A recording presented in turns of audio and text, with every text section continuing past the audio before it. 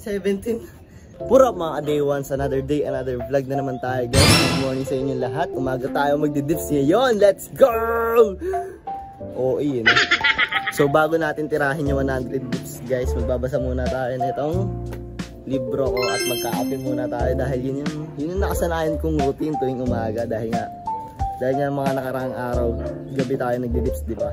So i-workout muna natin tong utak natin. Utak natin hindi mo malaman kung utak. You know, i-workout lagi yung katawan pero yung utak hindi. Huwag ganun boy, dapat i-workout mo pareho, okay? So simulan na natin guys, no? Mainit no? Nagpapos na agad ako, naglalangid na agad oh. So ayun yung upuan namin nasira. Guys, sa mga gusto magkape dyan, magkape tayo dito, magdamag, putik, ang sarap ng view dito paro. Ang sarap ang putik, ang ganda ng view dito paro. Diba? Para kang nasa Timberwolves. Mali. At bigla-biglaan na may marinig na mga lumilipad na na mga eroplano. No? Ay, paano kaya lumilipad yung eroplano na yan? Baka lumilipad?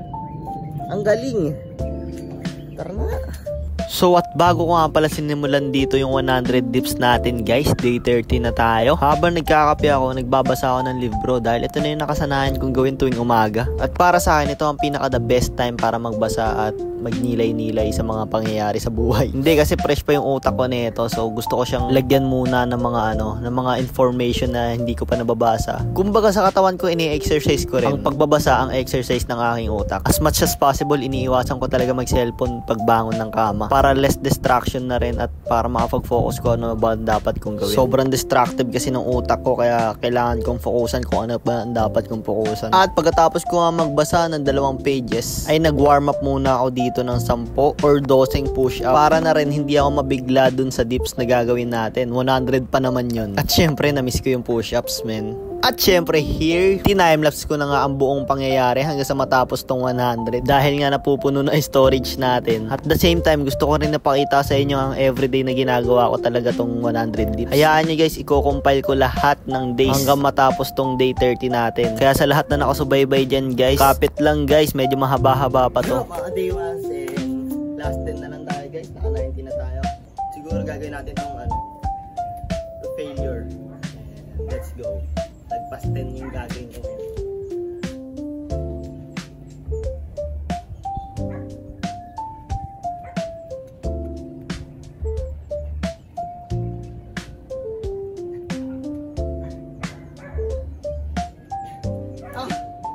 Fuck.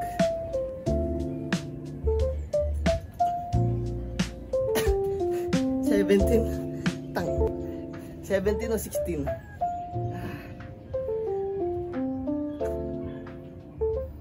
So, bali nakatapos na tayo pero tatumbling muna tayo, papakitaan ko kayo guys.